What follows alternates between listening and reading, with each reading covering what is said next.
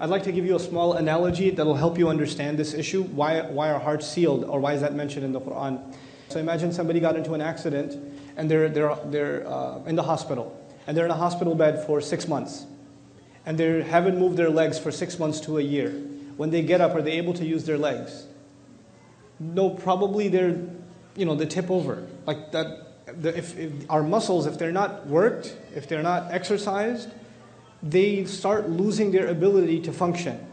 The ability to accept guidance, the ability to reason in a fair way, in an unbiased way, is a God-given muscle that we have, a spiritual muscle that we have, an intellectual muscle that we have. And people at the time of the Prophet ﷺ were invited to exercise that muscle. And they refused to. They refused to exercise the ability to take in and seriously consider truth when it came to them. And you continue to deny that capability you have inside you, the exercise. You refuse to think, you refuse to think, you refuse to use your heart, you refuse to be sincere. And guess what? Eventually your heart is no longer capable of what it was originally capable of. You lost that muscle, you lost that ability. And that is an analogous way of explaining what does it mean when a heart is sealed. It is not something that's a person has a belief system and therefore their heart is sealed. That isn't the case. An atheist could be atheist for philosophical reasons or for psychological reasons. And we don't know what's going on inside somebody's heart.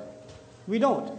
As a matter of fact, on this issue, whose heart is sealed and whose is not sealed, my favorite example in the Quran is that of the worst character probably mentioned in the Quran, Fir'aun. Fir'aun, okay? Declares himself God, the Pharaoh. For those of you who aren't familiar with Arabic, the Pharaoh declares himself God, committer of massive genocide. And yet when Moses is sent to him, alayhi salam, to speak to him, he's supposed to not judge what's in his heart. And he's told, قُلْ هَلْ لَكَ إِلَىٰ أَن تَزَكَّى. Is there anything left in you? You might want to cleanse yourself. Maybe you want to become a good person now. Maybe even you can change. Killer of babies. Even you can change. You would think, if you think of heartless, you think of a murderer, and the murderer of children? It's beyond imagination. And yet his heart is not condemned yet. Even he's given the opportunity.